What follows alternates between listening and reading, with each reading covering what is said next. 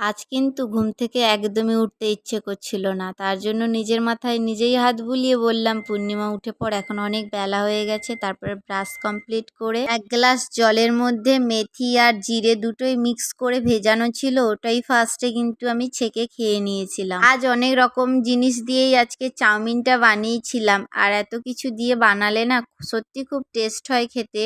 একই রকমভাবে সবসময় তো বানিয়ে খাওয়া হয়। কাঁচা লঙ্কা, পেঁয়াজ, মাশরুম, কর্ন, বটবটি, গাজর এগুলো সমস্ত কিছু দিয়েই আর লাস্টে গোলমরিচ দিয়েই নামিয়ে নিয়েছিলাম। তারপরে কি কি রান্না হবে আমি সমস্ত কিছু কিন্তু কেটে নিয়েছিলাম। কাঁচকলা, আলু দিয়ে রুই মাছের ঝোল করব, আর কলমি শাক ভাজা, বটবটি আলুর তরকারি, আর থোড় ভাজা। থোড় ভাজা কিন্তু খেতে খুব ভালো লাগে আমার। তারপরে কিন্তু একটু দুধ গরম করে নিচ্ছিলাম। তারপরে রান্না বান্না করে নিয়ে একটু ফল খাচ্ছিলাম। তার মধ্যে ছিল একটা পেয়ারা আর তরমুজ। আর এখন যা ফলের দাম, বুঝে শুনেই তো খেতে হয়। তোমাদের সাথে কথা বলতে বলতে আমি চলে গেছিলাম স্নান করতে। স্নান করা কমপ্লিট করে এসে আমি কিন্তু খাওয়া দাওয়া করব। সাথে কিন্তু ডাল ছিল, বলতে ভুলে গেছিলাম। কারি পাতা আর সর্ষে ফোড়ন দিয়ে ডাল খেতে কিন্তু খুব ভালো লাগে। যাই হোক, আমি সিরিয়াল দেখতে দেখতে খেয়ে নিলাম।